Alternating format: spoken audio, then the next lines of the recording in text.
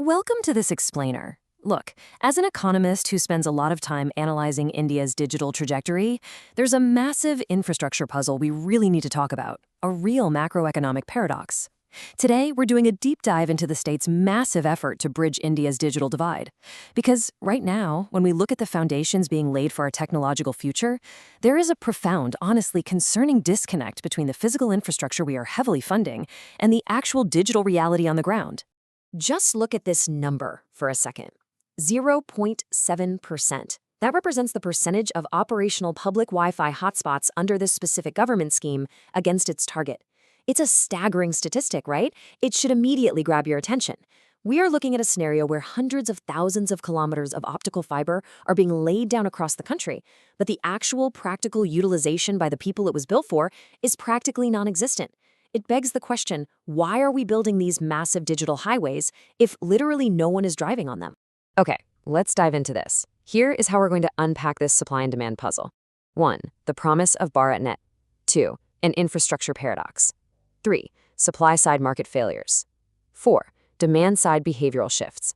5. The amended policy fixes. And 6. A mobile-first future. Let's get into it. Part 1. The promise of BharatNet. So what exactly is the goal here? Well, BharatNet is India's flagship rural broadband program, and the scope is just incredibly ambitious. We're talking about laying optical fiber to every single gram panchayat and then extending a high-speed internet to rural homes, schools, and local clinics. Think of it as the ultimate test of state capacity. The government has committed a staggering 1.39 lakh crore rupees to this. The underlying philosophy, which I fully agree with, is that broadband must be treated as a basic foundational utility, just like water, electricity, but for the 2/3 of India that lives in rural areas. Now, you might be wondering, why spend 1.39 lakh crore rupees when India already has some of the absolute cheapest mobile data in the world? Well, let's compare the two. Mobile data is fantastic, for sure, but it has severe limits for heavy use. You hit those daily data caps, the indoor coverage is often really weak because walls block the signal, and local towers get congested super easily. Fixed broadband, on the other hand, provides the structural stability we need to actually future-proof rural India. If we ever want to bring AI tools, the Internet of Things, high-definition digital education, or data-heavy services like telemedicine to these villages, we absolutely need the sustained heavy load capacity that only fixed broadband provides. Which brings us to part 2, an infrastructure paradox. Now, what's really fascinating and deeply worrying to me from a macroeconomic efficiency standpoint is this data from March 2026. Just look at the glaring disparity here. We aimed for 18 lakh fixed connections. We actually commissioned 13.23 lakh, so 73% built. That's actually not bad. But look at the active connections, only 8.01 lakh. Only 45% of what we aimed for is actually being used by someone. And the public Wi-Fi hotspots, that's the most alarming part. Out of a target of over a lakh, only 766 were working as of late 2025. That is that 0.7% operational rate we talked about. Even the budget utilization is sitting at under half. We have built this massive, expensive pipe, but the water just isn't flowing. And the momentum? It's basically stalling out. Over a recent 14-month period, the nation added an incredibly low average of just about 7,000 new connections per month. New active users actually keep falling year over year. The physical infrastructure is sitting right there, but the adoption curve is flattening out exactly when it should be compounding. Part 3, supply-side market failures. If you look at the timeline, it illustrates a deeply troubled history. This project actually started way back in 2011 as the National Optical Fiber Network. After massive multi-year delays, it was relaunched as BharatNet in 2015. Phase 1 wasn't officially completed until 2017, but pay really close attention to 2021. The government put out a massive Phase 3 public-private partnership tender across 16 states, and it drew absolutely zero bids. Nothing.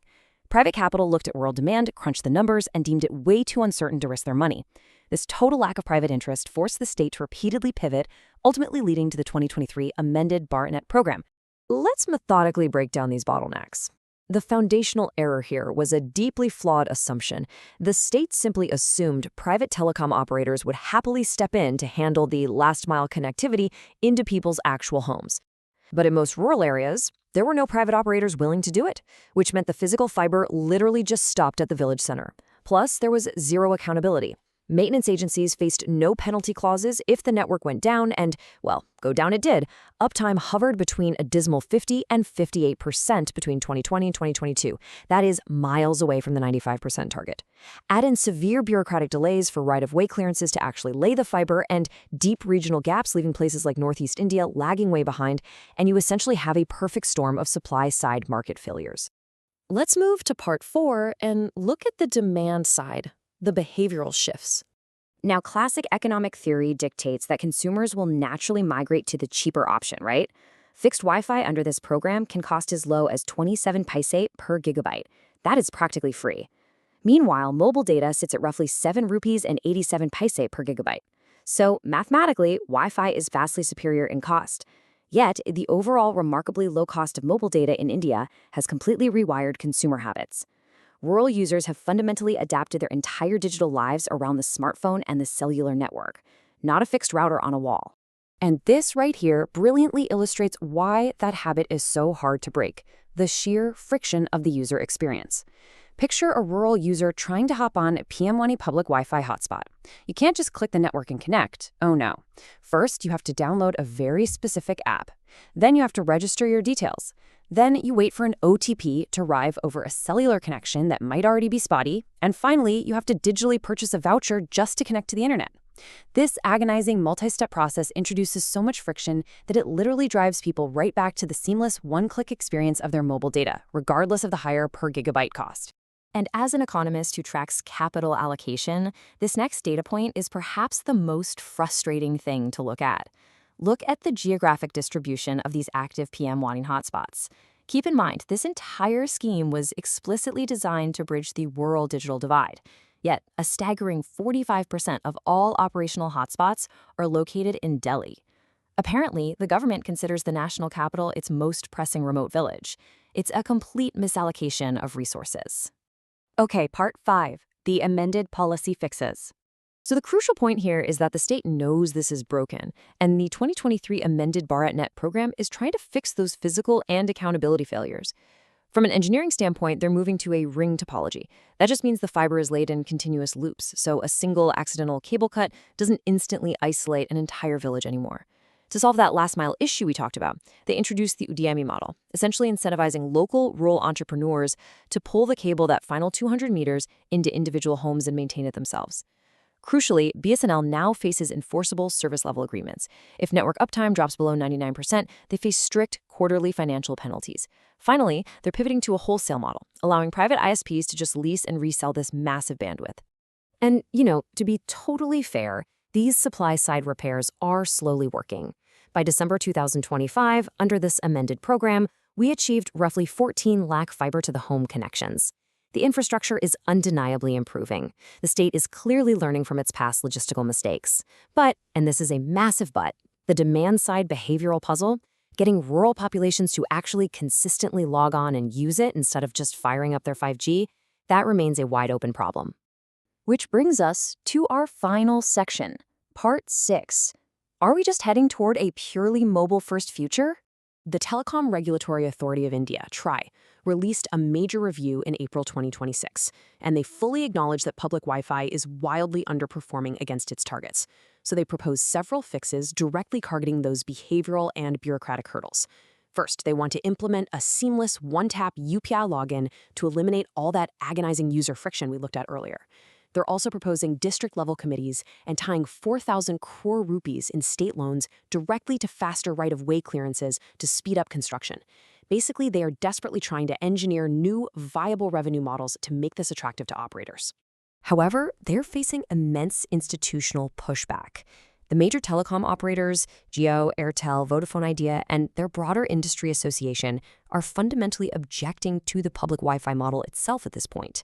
Their argument is pretty straightforward. Mobile networks already cover over 95% of users across the country.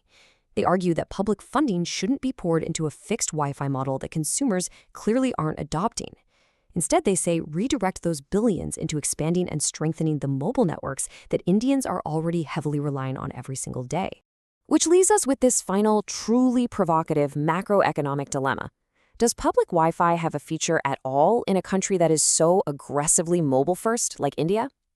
BharatNet has successfully led the physical fiber, sure, but it has collided head-on with the behavioral reality of a population that has essentially leapfrogged fixed lines directly into the mobile age. So are we fighting a sunk cost fallacy by trying to force fixed broadband adoption? Or are we smartly future-proofing our rural economy for high-load technologies that mobile networks simply won't ever be able to handle? As we await TRAI's final verdict on this, the answer to that specific question is going to dictate the very future of India's digital divide. Thank you for joining me on this explainer. Keep questioning the data, and I'll see you next time.